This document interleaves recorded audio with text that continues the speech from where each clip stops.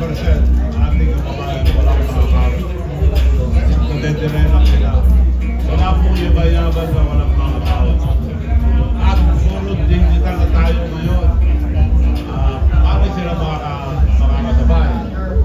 Online na ngayon. So, kawawa, lalo kawawa yung mga ating kababayan. Kaya ako naisip ng program ito, maglagay ng Big Bang para sa masa, para matulungan. Ang malaking tulong nito, Big Bang, makikita nyo ito sa lahat ng telepono. Big Bang. So, yung Big Bang na yan, pag ni-download nyo,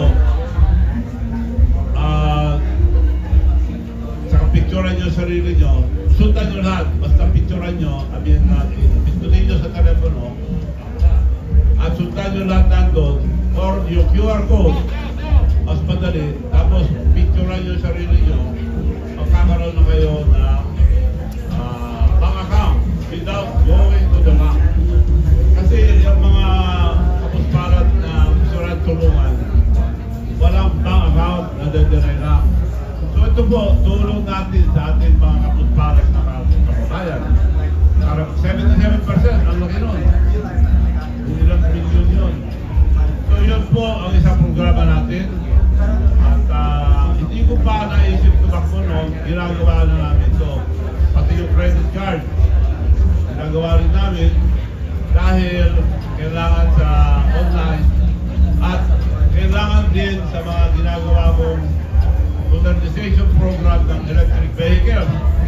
Matagal ng programa yung electric vehicles at hindi ma-implement dahil pinapadala, maganda ang planong gobyerno dahil pukumpiyahin ko yung jeep at 22-seater, 6 mo nakatayo, total of 20 passenger, aircon, electric, so pati tricycle and motorcycle. Walang pumunta sa bangko dahil malulugi sila kung puputang sila sa bangko. Dahil puro electric. So, sinabi ko, ako na lang ang magkapital lahat. Hindi na sila kailangan pumunta pa sa bangko. Ako na lang magkapital lahat ng electric vehicles, electric tricycles, electric motorcycles na walang down payment, zero interest. So, yun po, malaking tulong po sa ating kababayan.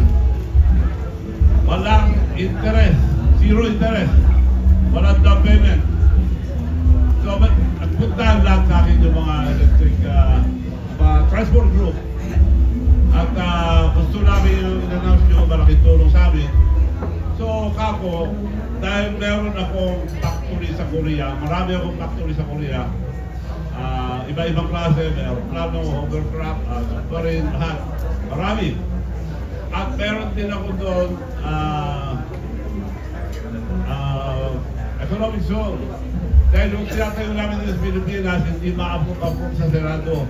That's the reason why na tumatakbo ang Senado para makapa-approve lang. At sigurado, madadala ko lang dito, at marami tayong kakampi sa ibang nasyon.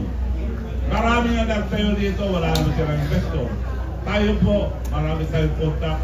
Kaya, hindi ako binigyan dito, gumawa ako sa Korea. Dalawa na nagawa ko rin na pre-economic zone.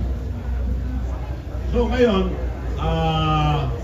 dinala ko na dito yung electric vehicles na yan as specified by specification ng DOTR, yun na, sinabi ko na. Now, nagpunta yung mga transport group. Ako hanapin yung unang pinakamura dahil ayaw kong bintangan nyo ko na nagda-negosyo. Negosyo ko ito sa Korea. Pinibenta ko sa mga ibang nasyon. Pero ito, gusto ko tumulong sa inyong lahat. Dahil nakikita ko kawawa ang ating mga tao sumasakay sa jeep, puro pollution, magkakasakit sila ron. At ang mga drivers natin, hindi rin masyadong kumikita lang dahil kumakasalat ng gasolina, diesel. So, hindi sila makakuha ng electric dahil mahal. Pinapotang sila sa bangko. So, kako hanapin yung pinakamura. Nagpunta sila sa China, Korea, the whole country, at bumalik sila. Nahanap na namin, sabi nila, gusto namin 3 million ang nahanap nila. Alam namin na matulungin ka, sabi nila, pwede bang 2 million more? Tumawad ka lang sila ng 600 bawat jeep. Kako sa inyo, tulong ko ito, hindi ko negosyo. Kung bawasan ko, o magipag-negosyate ako ng presyo, hindi na tulong yan. Ipakita ko sa inyo kako na talagang tulong ko ito sa ating kababayan, mga transport group, at sa lahat. Electric vehicle, tricycle, electric motorcycle, tulong po ito. Kaya 2.4, happy ba kayo? Happy kami sir, dahil 3 million na mura. Okay, ito ang presyo ko ako, 1.2. Hinati ko pa. From 3 million, 1.2. At kung anong sinabi ko, ginagawa ko dahil isa lang ang salita ko. Dumating ang mga kasosyo ko sa Korea dahil hindi ko itakulit yung mga iba. Sir, logi tayo yung sinabi nyo, pumayag na nga sila 2.4. Hindi tayo masyadong lugi. E 1.2, lugi tayo. Di na mahalaga ako, hindi ko na pabago dahil isa lang salita ko. Kung ano ba lugi natin, babawin ko na lang sa ibang negosyo ko. Ako nang magbayad sa inyo ako. So, nandito na, yung factory, nadala ko na sa Lima, Batangas, at nagdatingan na yung mga makina. By January, mass production na po kami ng electric vehicle. Makagawa kami ng 5 to 600 electric jeep monthly. Pero kung may mga katulong o kasama ko na gagawa ng mga ibang parte nun, mas marami pa. So yun po, dalawa, puro tulong. At hindi pa ako tumatabong senador. Napilitan na lang. Dahil nga, hindi ako makapagpatayo ng free economic zone. So, pangatlo, pag ako pala rin, puro tulong pa rin. Ang gagawin kong batas, unang gagawin kong batas, para sa mga mahihirap, mga kapuspalad dating kababayan, para sa mga farmers, para mga mangingisda, at walang trabaho, and tumatanggap ng sweldo ng mababa, 18 years old,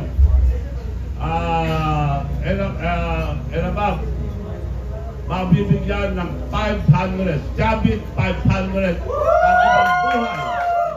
habang buhay. Kasi sa atin, tupad lang. Eh maraming nawawala. May corruption. Kung minsan yung minutusan nila, nagigihati, kung minsan nawawala.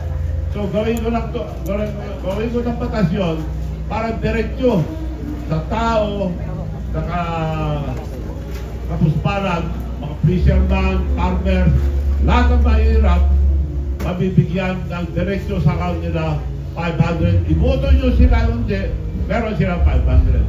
Ngayon na nangyayari, pag hindi nyo sila binuto, ibibigay. So gawin ko lang, yung Chabit 500, gagawin pa tayo. So yung tatlong yun, ang muna, at marami pang iba. So kung meron kayong question, I'm ready to answer any question. Kung meron kayong question.